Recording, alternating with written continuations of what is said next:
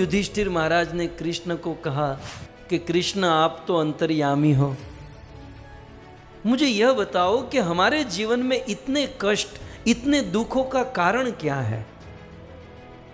आखिर हमने किसका क्या बिगाड़ा? हम लोग इतने दुखी क्यों हैं? तब कृष्ण ने कहा कि ये विधि का विधान है। इस संसार में सब लोग अपने अपने कर्म भोगते हैं।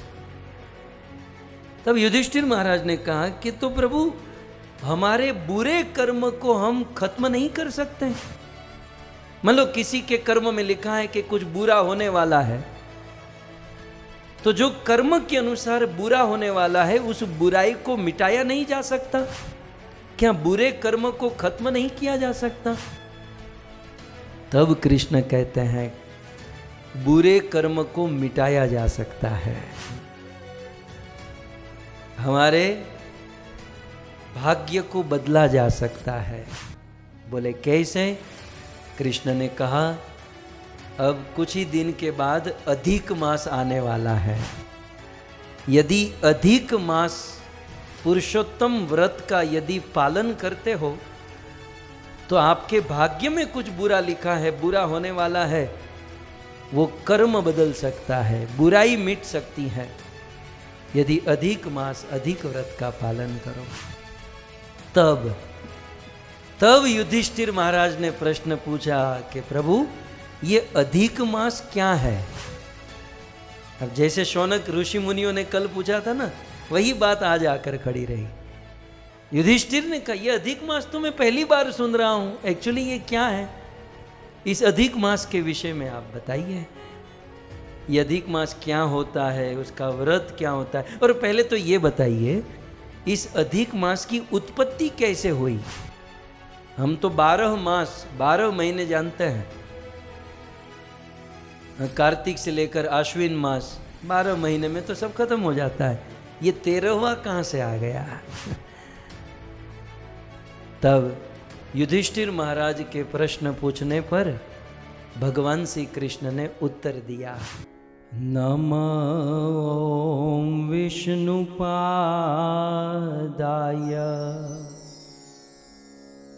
कृष्ण पृष्ठाय भूतले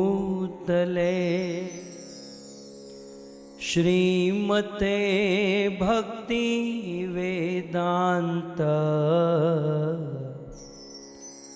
स्वामी इति नामिने नमस्ते सारस्वते देवे गौरवाणी प्रचारिणे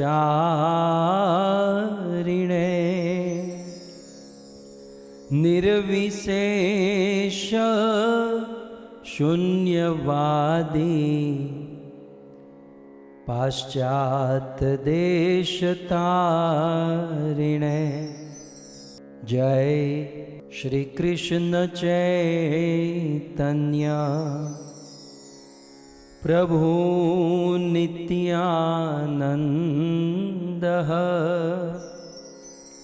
श्री अद्वैत गदाधर श्रीवासादि श्री गौर भक्तवृंद। हरे कृष्णा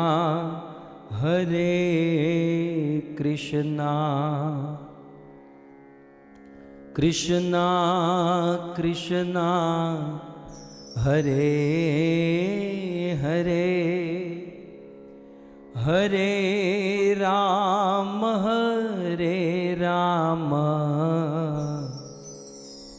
राम राम हरे हरे। सभी लोग भाव से बोलिए, हरे कृष्णा कृष्णा कृष्णा हरे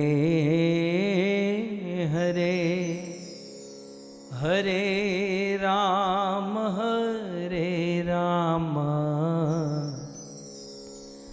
राम राम हरे हरे। श्री पुरुषोत्तम मास की जगत गुरु शिल प्रभुपाद की परम सौभाग्य। आज अधिक मास पुरुषोत्तम मास का दूसरा दिन है और पुरुषोत्तम मास के इस द्वितीय दिवस में पद्म पुराण से हम दूसरे अध्याय की कथा श्रवण करें। प्रथम अध्याय में हम सब ने सुना किस प्रकार श्री सूत गोस्वामी अनेकों तीर्थों में भ्रमण करते करते नैमिषारण्य में पहुँचे। शौनक आदि ऋषि मुनियों ने सूत जी का स्वागत किया और सूत जी के चरणों में सुंदर जिज्ञासा करते हुए निवेदन किया कि हे सूत जी, कृपया करके आप यह बताइए कि ये अधिक मास क्या है, अधिक मास की क्या महिमा है, अधिक मास का अधिष्ठाता देवता कौन है, अधिक मास में क्या करना चाहिए क्या नहीं करना चाहिए, और यदि हम अधिक मास व्रत का पालन करते हैं तो इसका फल क्या मिलता है। यह जिज्ञासा सुनकर श्री उग्र श्रवासूत प्रसन्न हुए और गत सत्र के अंत में हमने सुना प्रसन्न होकर भगवान श्री कृष्ण का मन में स्मरण करते हुए वे बोलने लगे। जब भी कोई व्यक्ति कोई वक्ता वक्तव्य दे, उस समय हरि का स्मरण करते हुए यदि वक्तव्य देता है तो वह वक्तव्य प्रेम भक्ति से सना हुआ होता है। उस वक्तव्य से सबका कल्याण होता है। अतः यहाँ पर श्री सूत जी शंख चक्र गदा पद्मधारी भगवान पुरुषोत्तम भगवान श्री विष्णु कृष्ण का स्मरण करते हुए बोलने लगे। लेकिन जैसे ही बोलने लगे तो वेदव्यास मुनि ने प्रथम अध्याय समाप्त कर दिया। इति श्री पद्म पुराणे पुरुषोत्तम मास महात्म्य प्रथम अध्याय समाप्त। आइए अब दूसरे अध्याय में श्री सूत जी क्या कहते हैं, श्री पद्म पुराण से ही हम सब इसे जानने का प्रयास करें। श्री सूत जी कहते हैं, सूत उवाच शृणुष्वेकाग्रचित्तस्वं द्विजराज शिरोमणे श्रीकृष्णं पाण्डुतनयो श्रीकृष्णं पाण्डुतनयो ज्येष्ठ प्रपच्छ धर्मवीत ज्येष्ठ प्रपच्छ धर्मवीत। सूत जी कहते हैं इस पुरुषोत्तम मास महात्म्य के दूसरे अध्याय में दूसरे दिन सर्वप्रथम शृणु एकाग्र चित्तस्व। ये केवल सूत जी नहीं, मैं भी आप सबको कहूं कि हे श्रोताओ हे भक्तों, शृणु एकाग्र चित्तस्व। मैं जो कहने जा रहा हूं ये आप शृणु सुनो, लेकिन कैसे सुनो? एकाग्र चित्तस्व, एकाग्र चित्त से सुनो।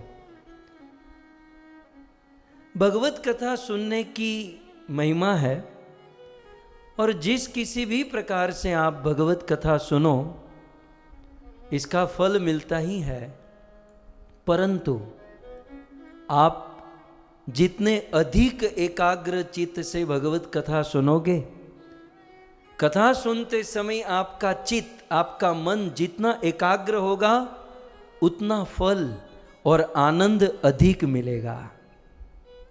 इसलिए भगवत कथा सुनते समय कोई एक्टिविटी न करे, मन से अन्य कोई विचार न करे, केवल अपने मन को एक अग्र केवल भगवत कथा में ही नियुक्त करें, जिससे आनंद की मात्रा भी बढ़ेगी और इस कथा श्रवण करने के फल की मात्रा भी बढ़ जाएगी। अतः इस सूत जी प्रारंभ में ही कहते हैं, श्रुणु सुनो, कैसे? एकाग्र चित्तस्यम, अपने चित्त को एकाग्र करके सुनो। क्या सुनो? द्विज राज शिरोमणे, हे ब्राह्मणों में उत्तम, हे ब्राह्मणों के शिरोमणि, हे शौनक आदि ऋषि मुनिगण, एकाग्र चित्त से सुनो। आपने ये जो अधिक मास के विषय में प्रश्न पूछा है, प्रपच्छ, आपने जो अभी अभी प्रश्न पूछा कि अधिक मास की क्या महिमा है, अधिक मास के विषय में बताओ, तो हे शौनक जी, इसी प्रकार का प्रश्न धर्मराज युधिष्ठिर ने भगवान श्री कृष्ण से पूछा था। क्या कहते हैं दूसरी लाइन में? श्री कृष्णम पांडु तनयो ज्येष्ठ प्रपच्छ धर्मवित। परम धर्मात्मा महाराज पांडु के ज्येष्ठ पुत्र युधिष्ठिर ने इसी प्रकार का प्रश्न भगवान श्री कृष्ण से पूछा था, और उस समय कृष्ण ने युधिष्ठिर को जो उत्तर दिया, वही उत्तर हे शौनक जी मैं आपको दूंगा। अब देखिए, ये शुद्ध संत की ये परिपाटी होती है, जो शुद्ध पवित्र आचार्य होते हैं, उनकी ये विधि होती है, ये थियोरी होती है कि जब भी उन्हें कुछ बोलना होता है तो वो अपना कुछ नहीं बोलते।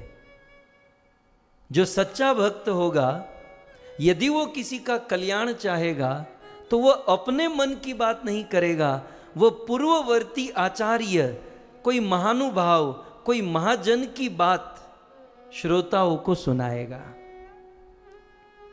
जैसे यहां पर शौनक आदि ऋषि मुनियों ने सूत जी से प्रश्न पूछा, तो सूत जी ने यह नहीं कहा कि मेरे मन में जो आ रहा है मैं आपको बता रहा हूं, या मुझे ऐसा लगता है इसलिए मैं आपको बता रहा हूं। नहीं, सूत जी ने कहा कि आपके प्रश्न का उत्तर कृष्ण ने युधिष्ठिर महाराज को जो दिया था वो मैं आपको दूंगा।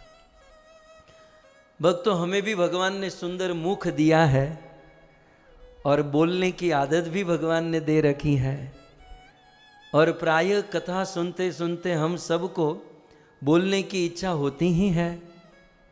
लेकिन हमें क्या बोलना चाहिए? हमें अपना कुछ नहीं बोलना चाहिए। आचार्यों ने जो पहले से बोलकर रखा है उन्हीं को दोहराना है, उन्हीं को रिपीट करना है। गोस्वामी तुलसीदास जी ने एक बहुत सुंदर बात कही, मुनि न प्रथम हरि कीर्ति गाई, सई मम सुगम चलत मम भाई, अति अपार चरित जे नृप श्रेतु कराही, कहू पीपर कहूँ परम लघु, बिन श्रम पा रही जाई। गोस्वामी जी कहते हैं कि गंगा नदी का तट हो,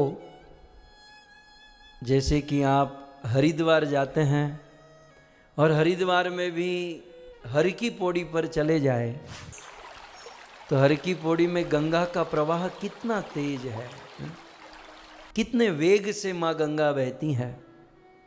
और उस समय मनुष्य तो छोड़िए, किसी हाथी को भी वह तट पार करना हो तो भी वह गंगा पार नहीं कर सकता, हाथी भी उस प्रवाह में डूब जाएगा। ठीक उसी प्रकार कृष्ण भक्ति, कृष्ण लीला, कृष्ण तत्व उस प्रवाह के समान है। भागीरथी का जो प्रवाह है उस प्रवाह के साथ समान ये सिद्धांत, ये शास्त्र है। यदि हम अपने बल से इसको पार करना चाहेंगे तो डूब जाएंगे, इसमें खो जाएंगे। तब सॉल्यूशन क्या है? गोस्वामी जी कहते हैं कि जे नृप सेतु कराही, लेकिन किसी सरकार के द्वारा या फिर राजा के द्वारा उस गंगा के ऊपर सेतु बना दिया जाए, ब्रिज बना दिया जाए, तो उस ब्रिज का, उस सेतु का, उस पुल का सहारा लेकर मनुष्य छोड़िए एक चींटी भी गंगा को पार कर सकती है। तो शास्त्र, सिद्धांत, कथाएं उस गंगा के प्रवाह के समान है।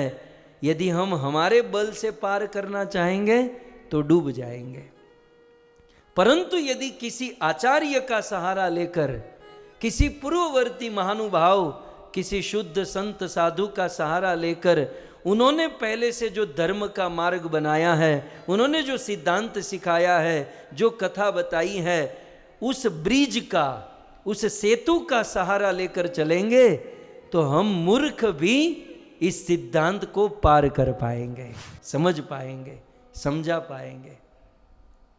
और इसीलिए आज नैमिषारण्य के ऋषि मुनियों को जब अधिक मास के विषय में कुछ बताना हुआ तो सूत जी अपनी बात नहीं कर रहे हैं।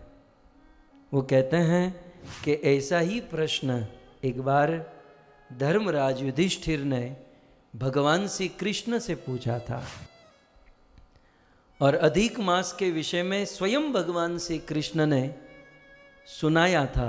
वही बात मैं आपको सुनाने जा रहा हूँ। तो ये कब घटना घटी थी, ये किस सिचुएशन में, किस परिस्थिति में, कौन से दिन कृष्ण ने युधिष्ठिर महाराज को अधिक मास के विषय में, पुरुषोत्तम मास के विषय में कहा, तो थोड़ी महाभारत में यदि हम दृष्टि डालें तो ये उस समय की बात है। यदा तु राजान सुतान साधुन पृष्ठेन धर्मेण विनष्ट दृष्टि। धृतराष्ट्र का ज्येष्ठ पुत्र दुर्योधन अपने राज्य के लोभ में, उस हस्तिनापुर की आसक्ति के कारण पांडवों के साथ अनेकों प्रकार का अधर्म और अत्याचार करने लगा और पांडवों को अनेकों प्रकार से गिराने का प्रयास किया।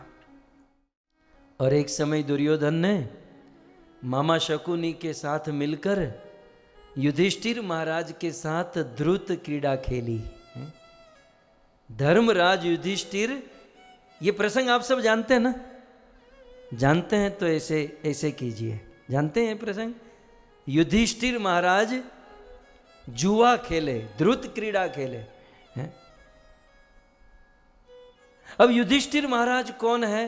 धर्मराज हैं। धर्म के अंश से, जैसे इंद्र के अंश से अर्जुन का जन्म हुआ, अश्विनी कुमार के अंश से नकुल और सहदेव का जन्म हुआ,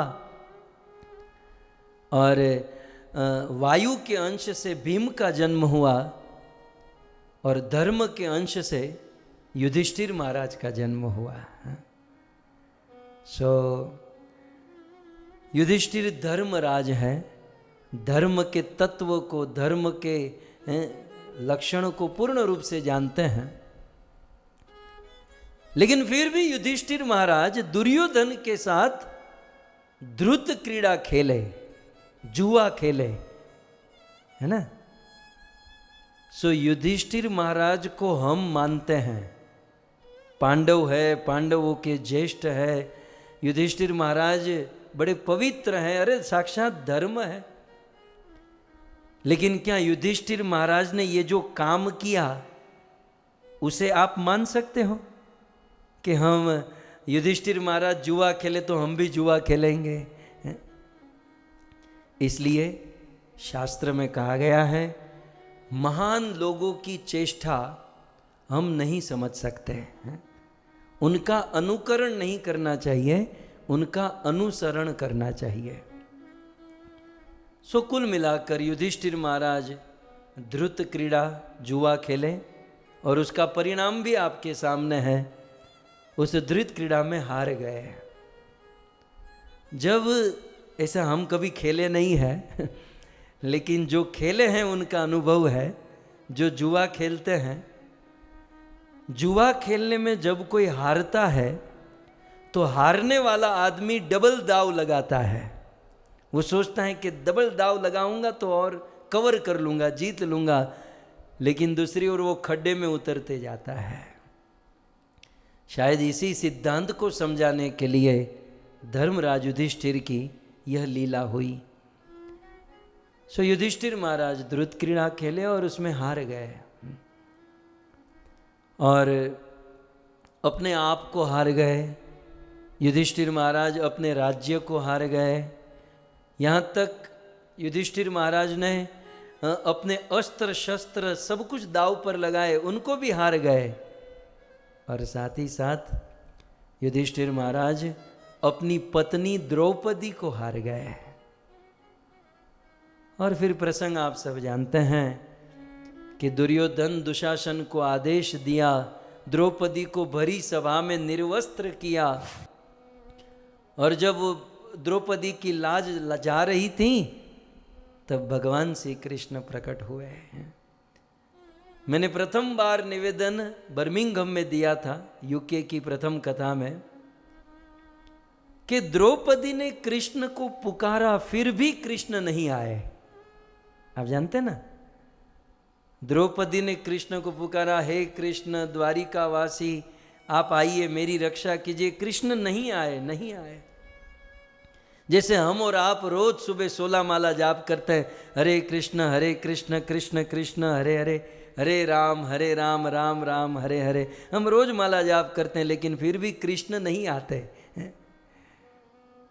सो द्रौपदी ने कृष्ण को पुकारा, कृष्ण नहीं आए। जैसे हम भी भगवान को पुकारते हैं, भगवान नहीं आते। लेकिन एक स्थिति ऐसी आई, हाँ द्रौपदी ने कृष्ण को पुकारा फिर भी कृष्ण नहीं आए। इसका कारण क्या था? इसका कारण यह था कि द्रौपदी ने कृष्ण को अपने लिए पुकारा था कि कृष्ण आप आइए, मेरी लाज लुट रही है, मेरी लाज बचाइए। द्रौपदी ने अपने लिए बुलाया, कृष्ण नहीं आए, देरी हो गई। लेकिन द्रौपदी को जब कृष्ण को पुकारा और कृष्ण नहीं आए, तब द्रौपदी के मन में हुआ, अरे रे ये क्या हो गया, मैंने कृष्ण को पुकारा, कृष्ण नहीं आ रहे हैं, अब मेरी लाज तो चली जाएगी, लेकिन कृष्ण नहीं आ रहे हैं तो अब कृष्ण की लाज जाएगी। तो अब तक द्रौपदी अपने लिए कृष्ण को पुकार रही थी, लेकिन अब द्रौपदी अपने लिए नहीं कृष्ण के लिए पुकार रही है। कृष्ण अब मेरे लिए मत आइए, मैं मर जाऊं, मेरी लाज लुट जाए, मुझे कोई चिंता नहीं है, लेकिन कृष्ण यदि तू नहीं आया तो तेरी लाज चली जाएगी। मुरारी मेरो क्या बिगड़े गो, जाएगी लाज तिहारी। कन्हैया मैंने तुझे भाई माना है, और एक भाई की लाज चली जाए वो बहन से बर्दाश्त नहीं होता। मुरारी मेरो क्या बिगड़े गो, जाएगी लाज तिहारी। मुरारी मेरो क्या बिगड़े गो। कन्हैया मुझे मेरी चिंता नहीं है, तेरी लाज जाएगी। तेरे भक्त दुविधा में है, और यदि तू नहीं आया तेरी लाज जाएगी। अब द्रौपदी ने अपने लिए नहीं, कृष्ण के लिए जब कृष्ण को पुकारा, तुरंत कृष्ण प्रकट हो गए। सीख ये मिलती है जब तक हम और आप अपने लिए कृष्ण को पुकारेंगे, हमें जो वस्तु चाहिए वो कृष्ण दे देंगे। लेकिन कृष्ण के लिए कृष्ण को पुकारेंगे तो कृष्ण दौड़े चले आएंगे। कैसे आएंगे? कभी राम बन के, कभी श्याम बन के चले आना, प्रभु जी चले आना। ये तुम राम रूप में आना, सीता को साथ में ला। अकेले मत आना, अकेले अकेले मत, हम दौड़ी निकलता। सीता को साथ में लाना, सीता साथ में हो, धनुष हाथ में हो, चले आना, प्रभु जी चले आना। सो इस प्रकार से प्रभु के लिए प्रभु को पुकारेंगे तो प्रभु तुरंत दौड़ कर चले आएंगे। सो भगवान श्री कृष्ण आए, कथा आप सब जानते हैं। द्रौपदी की रक्षा हुई। अब द्रौपदी की रक्षा होने के बाद का क्रम आप जानते हैं। समय के अभाव में ये सब सुन नहीं पाते, लेकिन जब द्रौपदी की रक्षा हो गई तब युधिष्ठिर महाराज का तो बिल्कुल मन ही उतर गया। ऐसा कहते हैं धर्मराज युधिष्ठिर वन में चले गए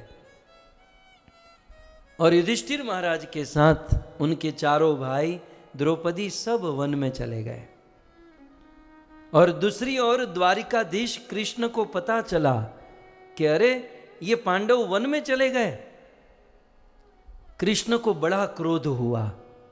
पद्म पुराण के इस दूसरे अध्याय में वर्णन है। कृष्ण बड़े क्रोधित हुए और कृष्ण सात्यकी को कहे, कृष्ण के साथ एक बॉडीगार्ड है सात्यकी, सात्यकी को, सात्यकी चलो मेरे साथ। सात्यकी कृष्ण के साथ चलने लगे। उद्धव भी थे। उद्धव ने कहा मैं चलूंगा, कृष्ण ने कहा उद्धव तुम रहने दो, क्योंकि उद्धव जी मंत्रणा सलाह देते हैं और सात्यकी युद्ध करते हैं। कृष्ण ने उद्धव को कहा उद्धव सलाह की जरूरत नहीं है, तुम रहो, मुझे सैनिक की जरूरत है। सात्यकी को, ऐसा पद्म पुराण में लिखा है, उद्धव को नहीं लिया। कृष्ण सात्यकी को साथ में लेकर उस वन में पहुंचे जहां पर युधिष्ठिर महाराज मन बिल्कुल उतर चुका था और वन में विचरण कर रहे थे। और सात्यकी को लेकर कृष्ण युधिष्ठिर महाराज पांडवों के पास आए और अत्यंत क्रोध करने लगे। आज मैं दुर्योधन को नहीं छोड़ूंगा। दुर्योधन ने बहुत अत्याचार किया है। हम लोग कुछ नहीं बोलते, इसका अर्थ ये कि वो कुछ भी करता रहे। आज मैं नहीं छोड़ूंगा। कृष्ण का क्रोध अनेक श्लोकों में वर्णन है इस अध्याय में। तब अर्जुन ने, युधिष्ठिर महाराज ने कृष्ण को कहा प्रभु आप क्रोध मत कीजिए, आप प्रेम के ईश्वर है, आपको ये क्रोध अच्छा नहीं लगता। और आप तो इतना क्रोध कर रहे हैं कि अभी प्रलय आ जाएगा, वज्रपात हो जाएगा, अभी ये सृष्टि तबाह हो जाएगी। इतना भी बड़ा दोष दुर्योधन का नहीं है कि आप प्रलय ही कर दे। सो आप क्रोध मत कीजिए। जैसे तैसे युधिष्ठिर महाराज ने कृष्ण को शांत किया और फिर जब आराम से सब लोग बैठे तब युधिष्ठिर महाराज ने कृष्ण को कहा कि कृष्ण आप तो अंतर्यामी हो, मुझे यह बताओ कि हमारे जीवन में इतने कष्ट, इतने दुखों का कारण क्या है? आखिर हमने किसका क्या बिगाड़ा? हम लोग इतने दुखी क्यों हैं? तब कृष्ण ने कहा कि ये विधि का विधान है। इस संसार में सब लोग अपने अपने कर्म भोगते हैं। तब युधिष्ठिर महाराज ने कहा कि तो प्रभु हमारे बुरे कर्म को हम खत्म नहीं कर सकते। मान लो किसी के कर्म में लिखा है कि कुछ बुरा होने वाला है, तो जो कर्म के अनुसार बुरा होने वाला है उस बुराई को मिटाया नहीं जा सकता? क्या बुरे कर्म को खत्म नहीं किया जा सकता? तब कृष्ण कहते हैं बुरे कर्म को मिटाया जा सकता है, हमारे भाग्य को बदला जा सकता है। बोले कैसे? कृष्ण ने कहा अब कुछ ही दिन के बाद अधिक मास आने वाला है। यदि अधिक मास पुरुषोत्तम व्रत का यदि पालन करते हो तो आपके भाग्य में कुछ बुरा लिखा है, बुरा होने वाला है, वो कर्म बदल सकता है, बुराई मिट सकती है यदि अधिक मास अधिक व्रत का पालन करो। तब युधिष्ठिर महाराज ने प्रश्न पूछा कि प्रभु ये अधिक मास क्या है? अब जैसे शौनक ऋषि मुनियों ने कल पूछा था ना, वही बात आज आकर खड़ी रही। युधिष्ठिर ने कहा ये अधिक मास तो मैं पहली बार सुन रहा हूं, एक्चुअली ये क्या है? इस अधिक मास के विषय में आप बताइए, ये अधिक मास क्या होता है, उसका व्रत क्या होता है, और पहले तो ये बताइए इस अधिक मास की उत्पत्ति कैसे हुई? हम तो 12 मास 12 महीने जानते हैं, कार्तिक से लेकर आश्विन मास 12 महीने में तो सब खत्म हो जाता है, ये 13वां कहां से आ गया? तब युधिष्ठिर महाराज के प्रश्न पूछने पर भगवान श्री कृष्ण ने उत्तर दिया। श्री कृष्ण उवाच,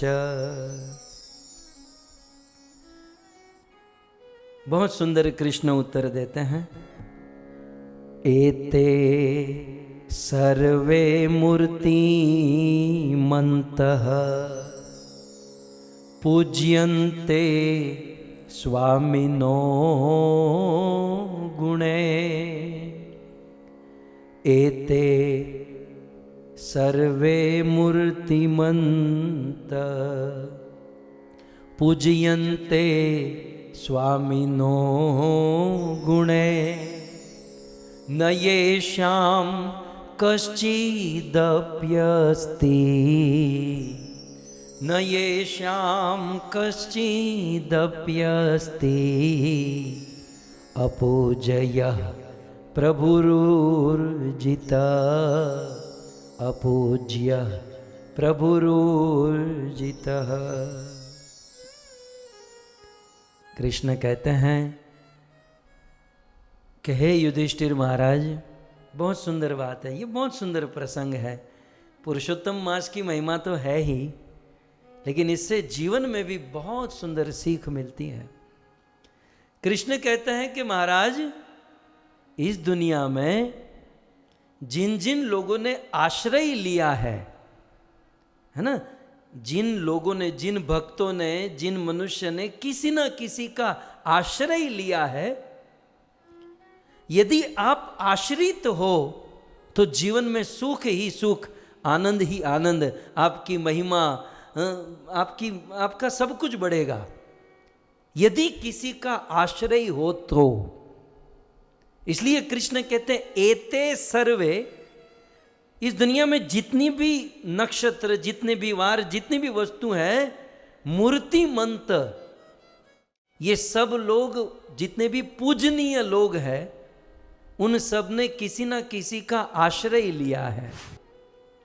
वो सब आश्रय के कारण सुखी हैं। जैसे मैं थोड़ा एग्जाम्पल दे दूं, ये सब कृष्ण श्लोकों में कहते हैं। जैसे सूर्य देवता, सूर्य देवता पूजनीय है कि नहीं? हम रोज सुबह उठकर सूर्य की पूजा कर सकते हैं, करते हैं, लेकिन सूर्य पूजनीय कैसे बना है? क्योंकि सूर्य आश्रित है। किसको आश्रित है? भगवान रामचंद्र को। सूर्य के अधिष्ठाता अवतार की दृष्टि से देखा जाए तो भगवान राम है। तो राम को आश्रित होकर सूर्य पूजनीय हो गया। अच्छा, दूसरा है चंद्र। चंद्र किसको आश्रित है? भगवान कृष्ण को। सो ये चंद्रमा कृष्ण को आश्रित होकर पूजनीय बन गया। अच्छा, मंगल देवता पूजनीय है क्योंकि भगवान नरसिंह देव को आश्रित हो गए। बुद्ध देवता पूजनीय क्योंकि भगवान बुद्ध अवतार को आश्रित है। गुरु, गुरुवार है ना, ये गुरु पूजनीय बन गया क्योंकि भगवान वामन को आश्रित है। शुक्र ग्रह भी पूजनीय हो गया क्योंकि ये शुक्र परशुराम जी को आश्रित है। शनि देवता पूजनीय हो गए क्योंकि वह कुर्म अवतार को आश्रित है। ये सब ने आश्रय लिया इसलिए ये सब पूजनीय है। चलो ये तो आपको दूर पड़ेंगे। हमारी ये जो इंद्रिया है, हमारी इंद्रिया भी आश्रित है। जैसे कि ये आंख सूर्य को आश्रित है। यदि सूर्य की कृपा न हो तो आंखों से कुछ न दिखे। कान आकाश को आश्रित है, नाक पृथ्वी को आश्रित है, जीवा जल को आश्रित है, त्वचा वायु को आश्रित है और मन चंद्रमा को। सो भगवान कृष्ण यहां पर कहते हैं कि ये सब एते सर्वे मूर्तिमंत पूज्यन्ते स्वामिनो गुणे। ये सब के मूर्तिमान स्वामी हैं और ये सब आश्रित होने के कारण पूजनीय है। लेकिन न येषाम कशिदप्यस्ति अपूज्य प्रभु ऊर्जित। लेकिन जो तत्व, जो आदमी या जो मनुष्य किसी को आश्रित नहीं रहता, न तो वो पूजनीय होता है, न वो सम्माननीय होता है, न तो उसमें कोई प्रभाव होता है। इसलिए यदि पवित्र होना है, प्रोग्रेस करना है, तो आश्रित होना पड़ेगा। देखिए, आप यदि किसी बिजनेसमैन के आश्रित हो जाओ तो आज नहीं तो कल आप बिजनेस सीख जाओगे। आप किसी शराबी को आश्रित हो जाओ तो आज नहीं तो कल आप पीने लगोगे, ये गारंटी है। आप किसी सिगरेट पीने वाले को आश्रित हो जाओ तो 10 दिन के बाद आप भी धुआं उड़ाते होंगे। लेकिन आप किसी गुरु को आश्रित हो जाओ तो आज नहीं तो कल भगवान को पा जाओगे। आश्रित होना चाहिए। कई बार कुछ लोग चाहते तो हैं कि हम पवित्र हो जाए, हम प्रभु को प्राप्त हो जाए, लेकिन मेहनत भी करते हैं। कुछ साधना, कुछ शास्त्र, कुछ विधि, कुछ व्रत नियम भी करते हैं, लेकिन आश्रित नहीं होते। किसी वैष्णव को, साधु को, गुरु को आश्रित नहीं होते।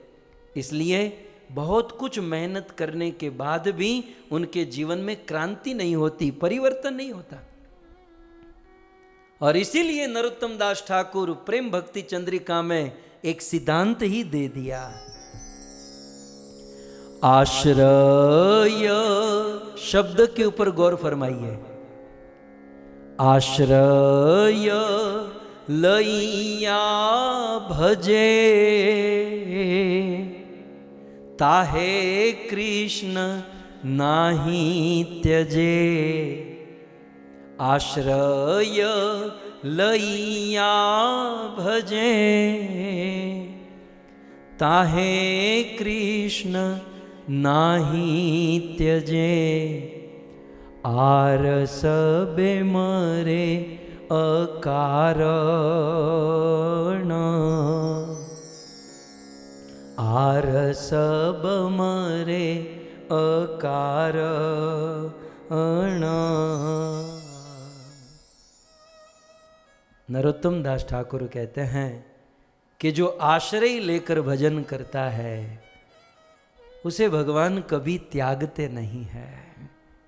आश्रय लइया भजे, भजन तो करना है, लेकिन किसी सदगुरु का आश्रय, किसी साधु का आश्रय, वैष्णव का आश्रय, आश्रय लेकर जो भजन करता है ताहे कृष्ण नाही त्यजे, उसको भगवान श्री कृष्ण कभी नहीं त्यागेंगे। वो भक्त भगवान को त्याग सकता है, लेकिन भगवान भक्त को नहीं त्यागेंगे, क्योंकि उसने आश्रय ग्रहण करके रखा है। हमारे श्री संप्रदाय में तो आश्रय ही साधना है, शरणागति ही साधना है। श्री संप्रदाय में शरणागत हो जाओ, दैट्स इट, और कुछ नहीं। जैसे लक्ष्मी जी कौन सी बड़ी साधना करती हैं? लक्ष्मी माता, क्या आपने कभी लक्ष्मी जी को माला लेकर ऐसे घूमते हुए देखा, या लक्ष्मी जी को कोई व्रत करते हुए देखा? निर्जला एकादशी कुछ, लक्ष्मी जी का एक ही काम है, प्रभु के चरणों का आश्रय, दैट्स इट, हो गया। लक्ष्मी जी भी शायद आपको दूर पड़ेगी।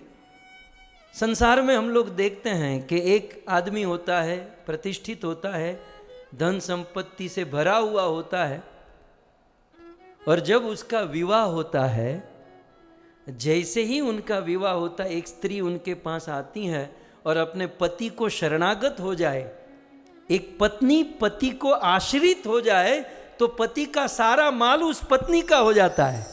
बताओ, सारी मेहनत पति करता है, काम धंधा बिजनेस व्यापार जो भी है वो बेचारा आदमी करता है। स्त्री क्या करती है? कुछ नहीं। स्त्री को एक ही चीज करना है, पति को आश्रित हो जाओ, वो भी 100% नहीं, आधा फाधा भी आश्रित हो जाओ तो भी बेचारा पति मान लेता है कि पत्नी अपनी है और अपना सब कुछ समर्पण कर देता है। तो आश्रय की बड़ी महिमा है। आज भगवान श्री कृष्ण युधिष्ठिर महाराज को आश्रय के विषय में कह रहे हैं। और यदि ये सब आपको बहुत अघरा पड़ता हो, ये गुजराती लोगों को, तो हमारे नरसिंह मेहता जूनागढ़ ने कह दिया,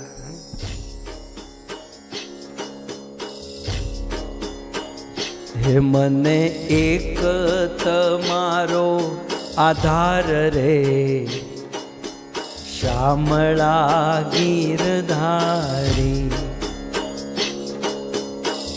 हे मने एक तमारो आधार रे, श्यामला गिरधारी। हे मारी हुंडी स्वीकारो महाराज रे, श्यामला गिरधारी। मारी हुंडी स्वीकारो महाराज रे, श्यामला गिरधारी। ए मने एक तमारो आधार रे, श्यामला गिरधारी। मने एक तमारो आधार रे, श्यामला गिरधारी। सो मने एक तमारो आधार रे। सो नरसिंह मेहता भी यही कहता है कि मुझे एक ही आधार, आश्रय लेकर भजन करता है। सो भगवान श्री कृष्ण कहते हैं कि एते सर्वे मूर्ति मंत्र आश्रय, इन सब के स्वामी है और ये सब आश्रय लेकर भजन करते हैं। लेकिन क्या हुआ, एक समय की बात कृष्ण कहते हैं, अधिक मास सम उत्पन्न। लेकिन एक समय अधिक मास प्रकट हुआ। सूर्य की गति 30 दिन और कुछ मिनट होती है, और वह गति करते करते करते 3 साल में एक पूरा महीना ही एक्स्ट्रा हो जाता है है ना। तो ये सब आप कैलकुलेशन जानते ही है। लेकिन वो 3 साल में 1 महीना अधिक हो गया, एक्स्ट्रा हो गया। तो कृष्ण कहते हैं युधिष्ठिर महाराज से कि युधिष्ठिर, अधिक मास सम उत्पन्न कदाचित मनुज ऋषभ। किसी एक समय जब अधिक मास प्रकट हुआ तो तम ऊंचू, उस अधिक मास को सब लोग कहने लगे। कौन कहने लगे? सकला लोका। सकल लोका मतलब इसके 2 अर्थ होंगे। लोक माने ये जितने भी लोक हैं, चंद्र लोक, सूर्य लोक, ये जितने भी ग्रह है, ये सब अधिक मास को ताना देने लगे। ताना जानते ना, कठोर वचन कहने लगे। सो तम ऊंचू सकला लोक, ये सारे लोक, सूर्य लोक, चंद्र लोक, ये लोक उनको ताना मारने लगे। और लोग माने लोग, सभी लोग उस एक्स्ट्रा मंथ को, अधिक मास को ताना मारने, क्या कहने लगे? असहायम, भाई इसका तो कोई स्वामी नहीं है, ये अधिक मास किसी को आश्रित नहीं है, इसका आगे पीछे कोई नहीं है। जुगुप्सितम, अनेकों प्रकार की निंदा करने लगे। किसकी? अधिक मास की। जब अधिक मास को इंग्लिश में क्या कहेंगे? Extra month. अब एक्स्ट्रा प्लेयर की क्या वैल्यू होती है बताइए? हमारे भारत में या पूरी दुनिया में जहाँ क्रिकेट मैच होती है, क्रिकेट में एक एक्स्ट्रा प्लेयर होता है। अब एक्स्ट्रा प्लेयर ने तो शू काम हो? पानी लेने आवવાનું, वो पानी लेकर आता है, या किसी फील्डर को चोट लग गई तो फील्डिंग भरना, दैट्स इट, और कुछ नहीं है। न तो उसका फोटो पेपर में आता है, न कहीं वीडियो में आता है। कहीं एक्स्ट्रा प्लेयर बेचारा, इतना मान सम्मान नहीं होता है। हमारे वहाँ बच्चे, जब छोटे छोटे बच्चे खेलते हैं ना, तो जो सबसे एक्स्ट्रा होता है, छोटा होता है ना, उसको कहते तू काचू नींबू, कच्चा नींबू है तू, कच्चा नींबू। वो बेचारे एक्स्ट्रा की कोई वैल्यू नहीं करता है। सो अधिक मास का भी कुछ ऐसा हुआ कि ये एक्स्ट्रा मंथ हो गया, अधिक मास हो गया, तो सब लोग ताना मारने लगे, उसे कहने लगे भाई तू हमारे साथ नहीं खेलेगा, तू हमारे साथ नहीं रहेगा, हमारे बीच में नहीं रहेगा। क्यों? क्योंकि तू किसी को आश्रित नहीं है, तेरा कोई स्वामी नहीं है, तेरा कोई आगे पीछे नहीं है। और क्या कहने लगे? कृष्ण कहते हैं कि अनर हो मल मासो यम। अरे बाप रे बाप है। और ये ताना मारते हुए क्या कहने लगे? ये तो मल के समान है। मल मास हो, ये मल के समान। मल माने कचरा, कूड़ा, जो किसी काम का नहीं है।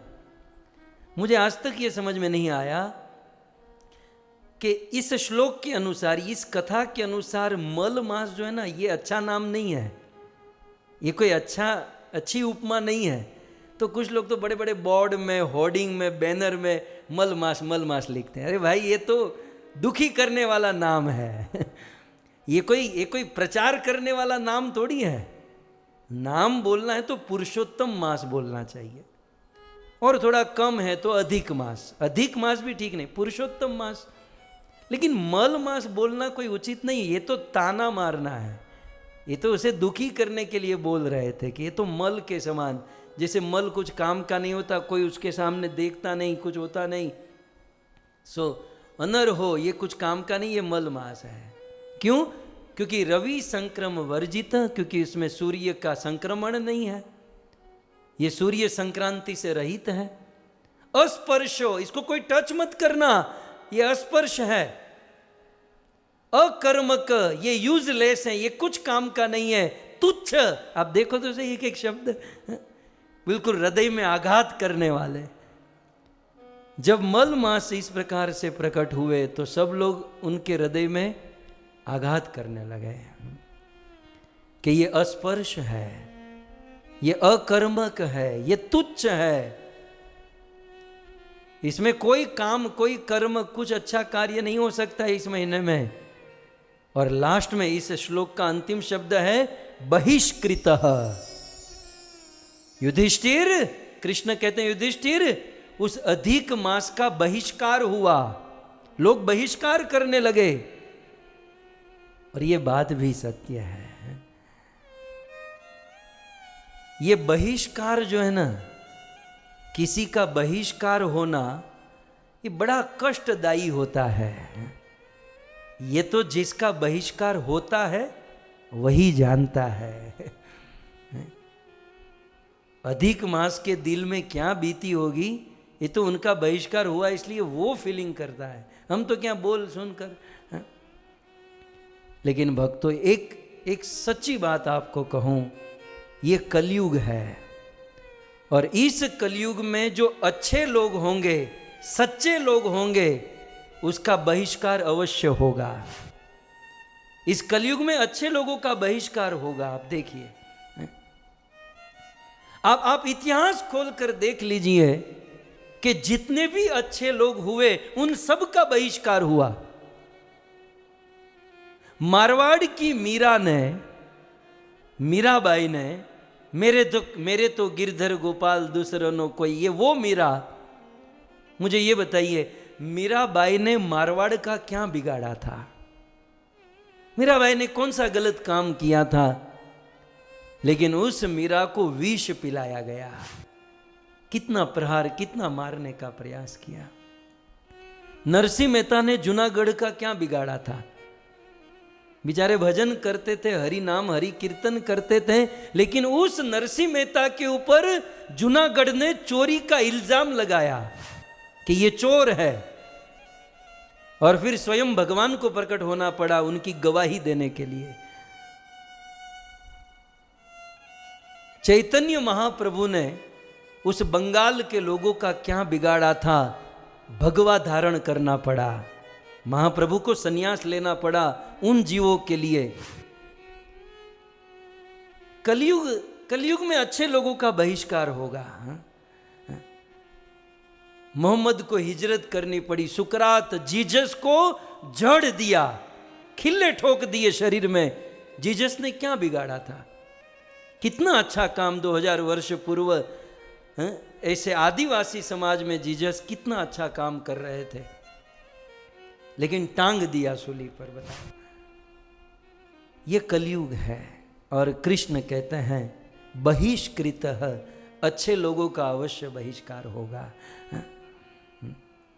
इसलिए यदि अच्छा बनना चाहते हो तैयारी रखिएगा।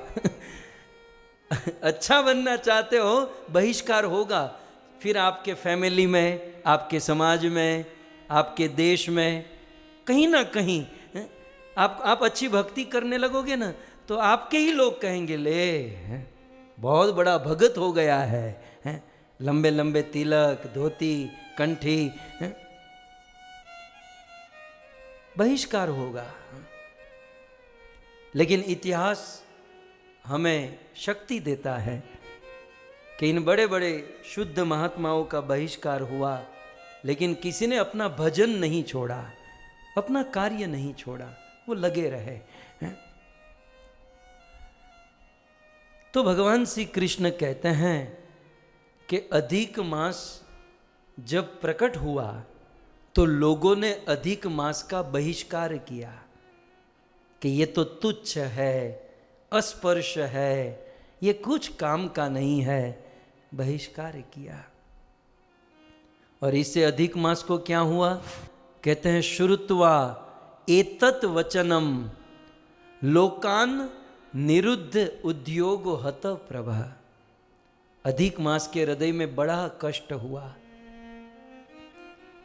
उनका तेज म्लान हो गया, दुखी तो अतीव अत्यंत दुखी हो गया। अधिक मास के मन में एक पल के लिए ऐसा हो गया कि आत्महत्या करके मर जाऊं। ऐसा लिखा है, दुखी तो अतीव संत्रस्तो मृत्युम अंगीकार च, मृत्यु को अंगीकार कर लूं। अब जो वास्तव में जो महान होता है, ऐसा कहते हैं ना, महान आदमी का उपहास मृत्यु के समान होता है। तो अधिक मास, लेकिन अधिक मास ने एक काम बहुत अच्छा किया, और वो काम क्या था? बोले ठीक है मरूंगा बाद में, लेकिन मरने से पहले भगवान को मिलकर आऊं, शायद भगवान के पास इसका सॉल्यूशन मिल जाए। तब अधिक मास रोते रोते वैकुंठ में पहुंचा। मैं फिर से याद कराऊं, ये कथा कृष्ण युधिष्ठिर को सुना रहे हैं, और वही कथा सूत गोस्वामी, शौनक आदि ऋषि मुनियों को सुना रहे हैं।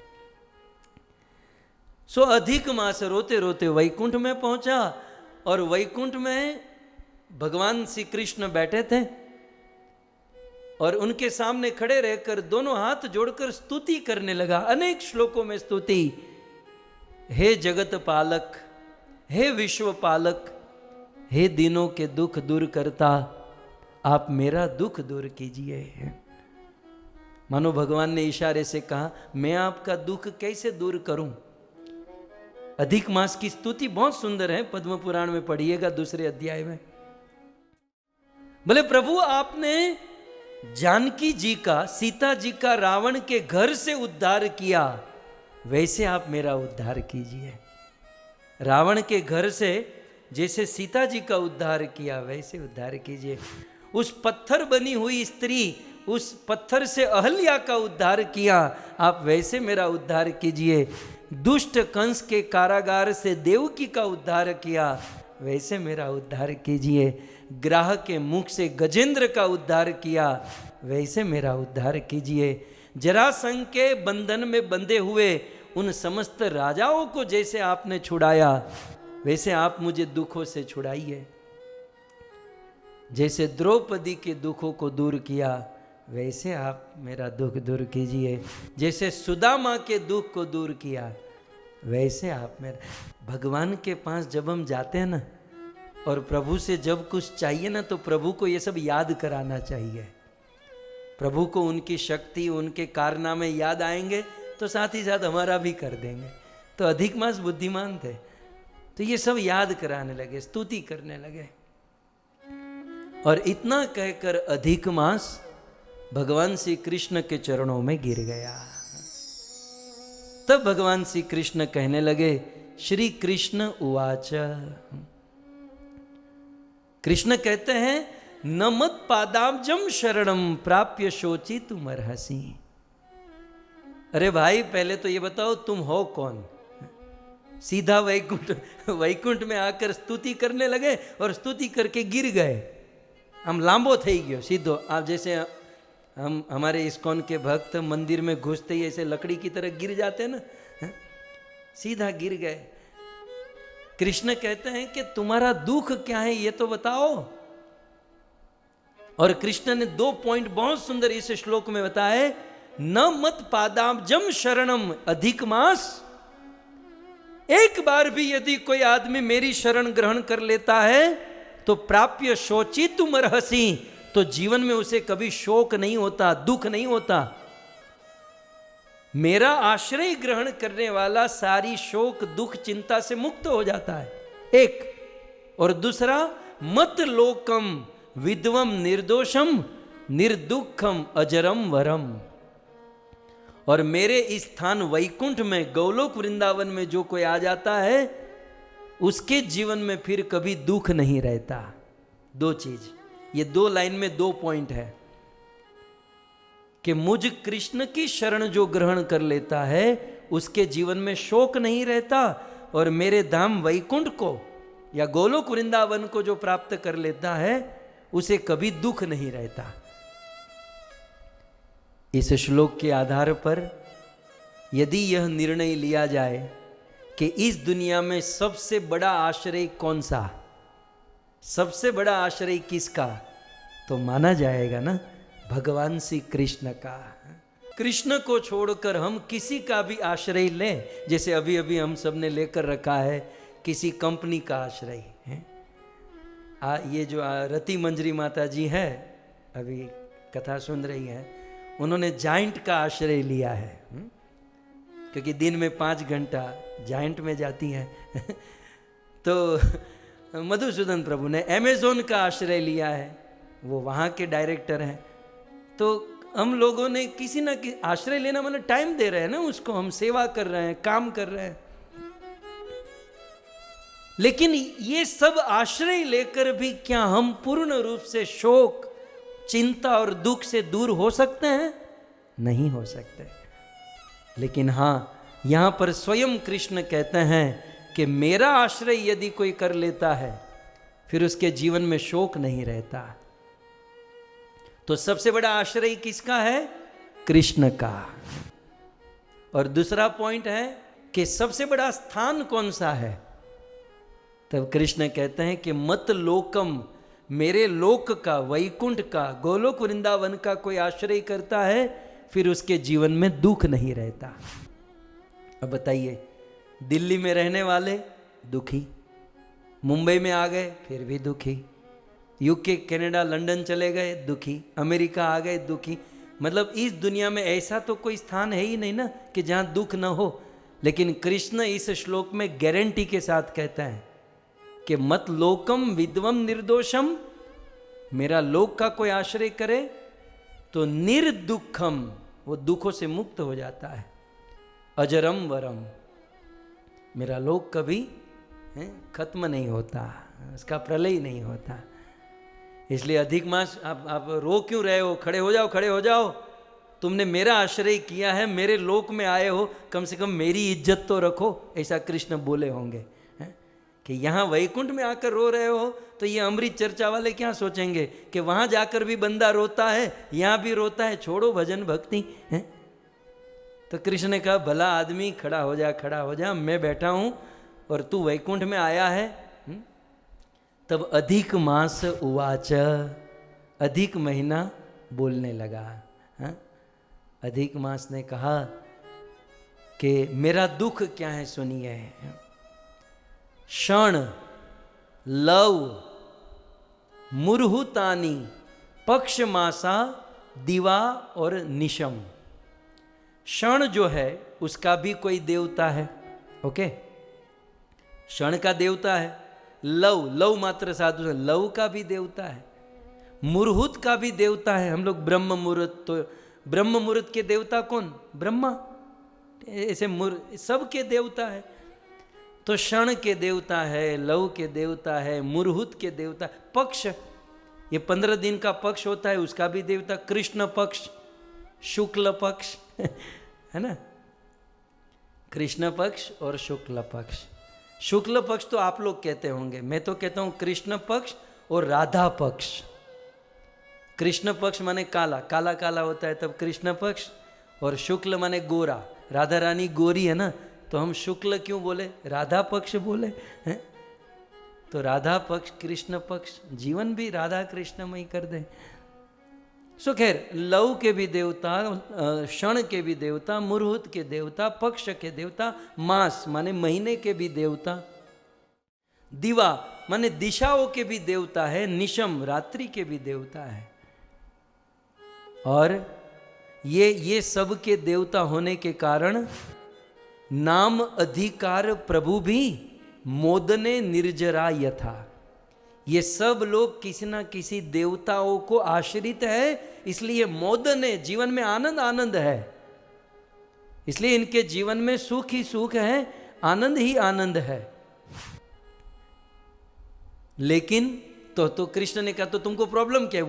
वो लोग सुखी है इसलिए तुम दुखी हो तुम्हारा प्रॉब्लम क्या है ये बताओ। अधिक मास ने कहा कि ये लव, पल, क्षण, मुहूर्त ये सब के देवता है, इसलिए वो सब सुखी हैं। लेकिन नमे नाम नमे स्वामी नमे किंचित पदाश्रयम। अधिक मास कहते हैं कि नमे नाम, पहले तो मेरा नाम ही नहीं है। ये मल मास ये तो कोई नाम है नहीं, ये तो ये लोग ने दुखी करने के लिए दिया। और अधिक मास भी ये कोई नाम थोड़ी है। अधिक मास माने एक्स्ट्रा मंथ। जैसे किसी टीम में कहे ही इज एक्स्ट्रा प्लेयर, तो एक्स्ट्रा प्लेयर ये कोई नाम थोड़ी है, वो तो एक अलग सी बात है। तो अधिक मास ये एक्स्ट्रा मंथ ये कोई नाम, स्पेसिफिक नाम नहीं है।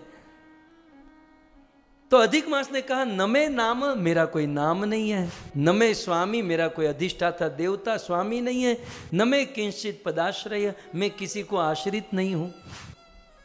और अधिक मास कहता है आगे, निष्कर्मा च विहीनश्च, और इसलिए मैं निष्कर्मा हूं।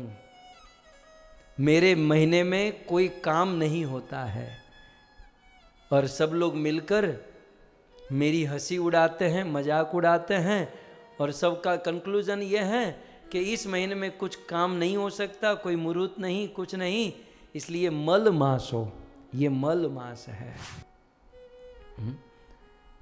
तो दूसरी लाइन में कहते हैं कि ये मल मास है, निषिद्धोयम, इस मास में किसी भी प्रकार का कार्य वर्जित है, निषिद्ध। और नित्यम व्याख्याति माम सदा, तो इस प्रकार से ये मेरा कष्ट है, ये मेरा दुख है।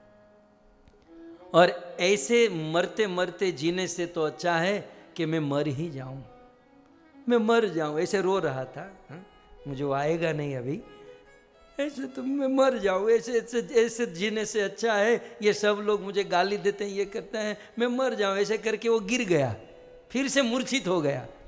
पद्म पुराण में लिखा है दूसरे अध्याय के अंत में कि पुनः अधिक मास प्रभु से ये अपना दुख सुनाकर धड़ाम करके ढेर हो गया, गिर गया, मूर्छित हो गया।